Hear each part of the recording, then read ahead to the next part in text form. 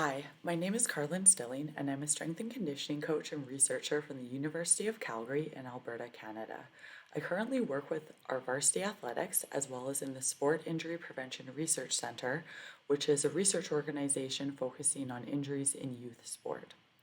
Today I'm going to be talking to you about ways we can monitor athlete health and safe return to play from COVID-19. In the injury prevention world, one thing we often discuss with coaches is that injuries are not just bad luck. We can actually do quite a bit as a coach or strength and conditioning coach to mitigate the risk of injury. We know that rapid increases in training load can predispose an athlete to be higher risk for injury, and especially when you have a big increase in 1 week compared to what they've done in the last month and worked up to. When we're talking about injuries, we talk about acute injuries, which are things like ankle sprains, knee ligament tears like ACL, or overuse injuries such as a shoulder tendonitis or a patellar tendinopathy or jumper's knee. When we look at the training load and injury risk, Dr. Tim Gabbett out of Australia has done a lot of research in this area. And one of the studies has reported a 5 to 10% change of week. We typically will see a very low rate of injury or risk of injury. And once we go to a 15 to 20% change in a week, we start to see much higher risk of injury for athletes. And ultimately, this is resulting from a big change in training load, which results in mechanical overload of the muscles. So they're too tired or the tissue cannot handle the load being placed on it. In workload management, it's nice to have technology, so accelerometers, GPS systems, but that's often not feasible in youth sports due to cost or staffing that's required for it. So we will use perceived exertion, and RPE, Rating of Perceived Exertion, is commonly used across a variety of sports and even in strength training. Perceived exertion is how hard an athlete feels their body is working. RPE is related to the response to exercise, so we see increased breathing and heart rate. Because this method doesn't require equipment, it's easy to implement in most settings.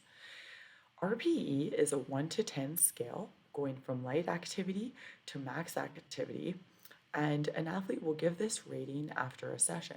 We then take that number, multiply it by the length of the session to get their overall RPE score. What's interesting about RPE is that it combines the measures of training such as running, jump distance, number of sprints, amount of weight lifted with the athlete's response. So maybe their sleep, nutrition, their health, any stress in their outside life. You can have two athletes and one slept more and one slept less and have very different responses to the training session. Just the same thing with fitness level. So a more fit athlete might report a lower number for a session than an athlete who is less fit who might report a higher number. What this allows for us to look at is the individual differences between athletes on a team and help us adjust training load for them more to help our at-risk athletes more.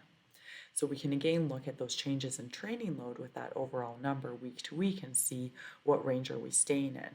This has big implications not over for normal training, but in rehab for an athlete that might be injured. There's a lot of benefits to monitoring RPE, and one of the big ones is it allows us as coaches to see if what we intended for an athlete to experience in a session is what happened. So we could have been planning to work them really hard and they actually found it very easy, so we might need to push them more the next session. Or alternatively, we might have thought it was a pretty easy session and they found it hard and we needed to adjust accordingly. We also can detect athletes who are not coping well with training and help deal with injury and illness and help prevent that, or help mitigate risk when they come back from breaks or are rehabbing from injury to make sure they're not progressing too quickly and we actually have numbers to refer to. This gives us the best training methods for individual athletes on a team and will help us increase player availability on a team, which over time can lead to better performance and results and improve athletic performance for those athletes so that they aren't normalizing that playing through pain. Thank you for your time today.